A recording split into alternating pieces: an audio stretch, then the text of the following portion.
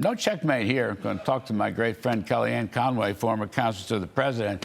Kellyanne, welcome. Thanks for doing this. Straight coming back from Davos. We appreciate it. I think Mr. Trump had a fabulous Davos. He occupies the commanding heights. Nobody can touch him. He is unmatched, Kellyanne. In a way, we haven't seen anything like this. I don't know whether we've ever seen anything like this. What you thinking? You were there. I was there, Larry. That may be the view from afar, but that was the take on the ground as well. They were anticipating him coming. They were criticizing our American president about Greenland, about Venezuela, about Iran, you name it. And yet they were all in his thrall. You know, Larry, we were in the first term together. We had some CEOs wanted to come in and talk to the president and figure out how they can invest in America and be a partner with the White House to improve the lot of the American people. But it's dozens and dozens, hundreds now.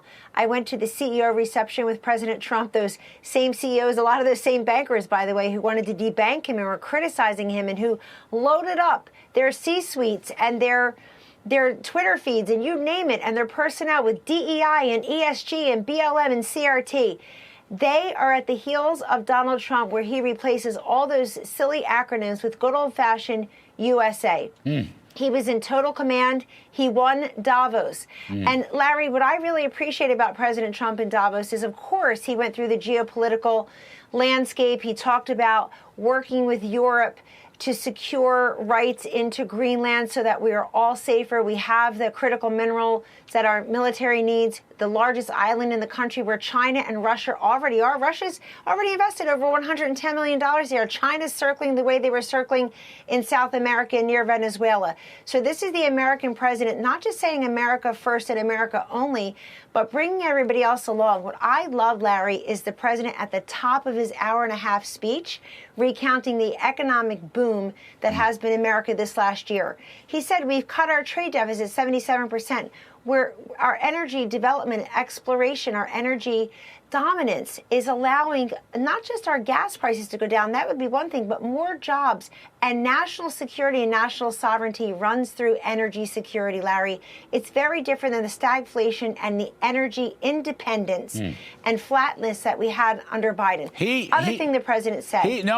Trade deals. He just wants to do more deals. No, just on the, I want to just pause. I'm sorry. Just pause on the oil, because he understands oil dominance, oil prices, and oil politics better than anyone probably who has ever occupied the Oval Office. I mean, it's so important because oil is vital to Russia. I mean, it's their only cash crop. But China's been living off very cheap oil, too, and they're going to lose their discounts, and they may lose some supply. But the power of oil, you know, it's completely different than the climate change, right? The Bidens talked about the existential threat of climate change and all that nonsense. That's gone. Now, oil, fossil fuels, including natural gas, he has power over this like no one else. It's quite extraordinary, and it translates into undercutting China and Russia, which is really the part I especially like.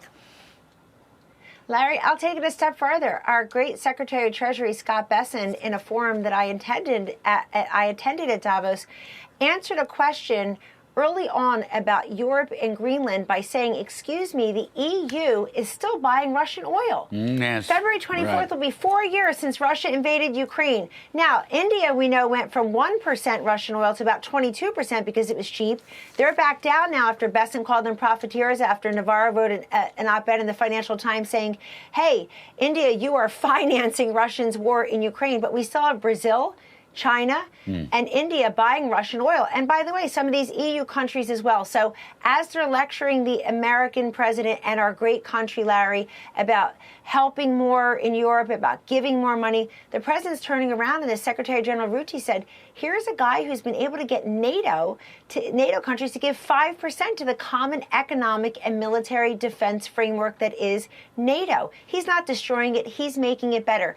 Chris Wright, his energy secretary, is doing a brilliant job making sure that we're having all of the above, but no subsidized solar, very little, if any, wind, building nuclear, and stopping this war on fossil fuels and oil and gas, on fracking, and pausing those LNG permits that Biden and Harris did, which made no policy or political sense, Larry. Why? Because unlike in the first term, where we work with President Trump, and the U.S. was the first net export of oil and natural gas in U.S. history.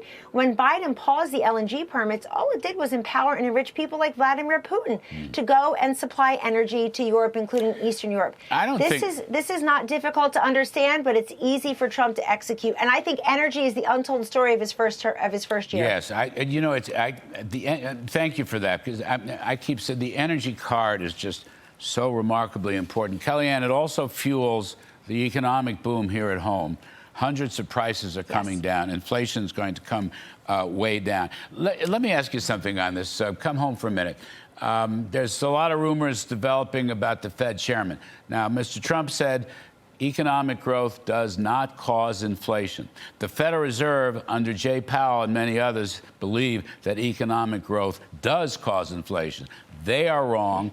The models have to completely change. Who do you think he's going to go to ensure that those models change and that the Fed doesn't keep making the same mistake, cutting off an economic boom because there's some stupid forecast that's wrong about inflation? Who's he going to give that to?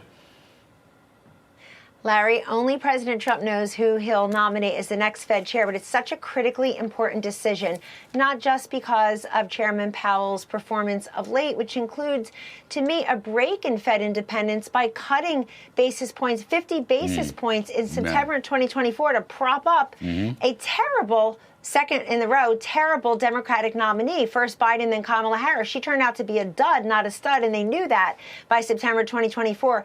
Also, he failed to investigate some of these ethical lapses within his own governors. Larry, the Fed is a very powerful, free from rules, yes, independent agency, prints its own money, which is why they're being questioned about their $700 million renovation overrun, et cetera. That's a legitimate area of question.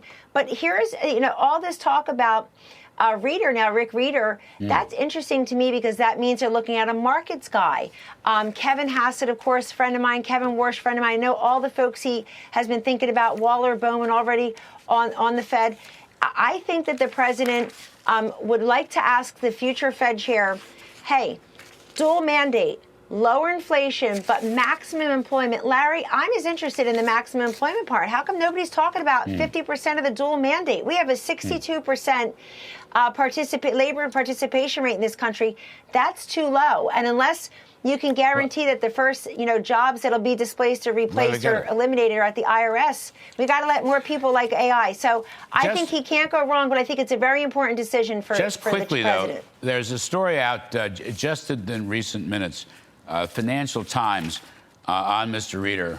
I just know him. I know him to be a superb financial guy, but they're saying public records show that he donated to campaigns for Hakeem Jeffries and Cory Booker, along with Nikki Haley.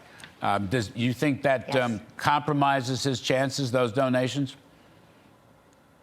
It may. It may, actually. And look, I think some in the base will revolt against anybody who's at a, quote, globalist bank. But let's be fair. BlackRock, Larry Fink, he took over Davos. He was there interviewing the president. I was at a Ukrainian breakfast yesterday morning where Steve Witkoff spoke and Ruchi spoke and Larry spoke about the rebuild. So these are credible people that the president had gone and talked to when he was putting his cabinet in place. But no, I do think past his prologue, and I think everybody should be scrutinized according to how independent they'll be. Larry, I think this debanking story is a big one. I think the J.P. Morgan lawsuit is huge. We're going to get to huge. We're going to cover that later. I'm not knocking Reader. I'm just saying this just came out. I'm just reading from the story, and I don't know. Anyway, Kellyanne Conway, full of vim and vigor from Davos. Terrific stuff. Appreciate you coming on.